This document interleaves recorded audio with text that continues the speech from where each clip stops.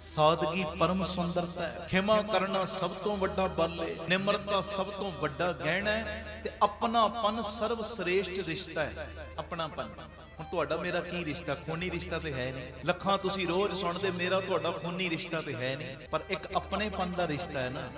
ਨਹੀਂ ਯਾਰ, ਇਹ ਮੇਰਾ ਪਰਿਵਾਰ ਹੈ। ਮੈਂ ਕਹਿੰਦਾ ਤੁਸੀਂ ਮੇਰੇ ਪਰਿਵਾਰ ਦੇ ਮੈਂਬਰ ਹੋ, ਤੁਸੀਂ ਮੈਨੂੰ ਆਪਣਾ ਪਰਿਵਾਰਕ ਮੈਂਬਰ ਸਮਝਦੇ ਹੋ। ਇਹੋ ਹੀ ਸਭ ਤੋਂ ਵੱਡਾ ਰਿਸ਼ਤਾ ਹੈ ਜਿਹੜਾ ਗੁਰੂ ਰਾਮਦਾਸ ਜੀ ਨੇ, ਬਾਬਾ ਦੀਪ ਸਿੰਘ ਜੀ ਨੇ ਤੁਹਾਡਾ ਸਾਡਾ ਬਣਾ ਦਿੱਤਾ ਹੈ।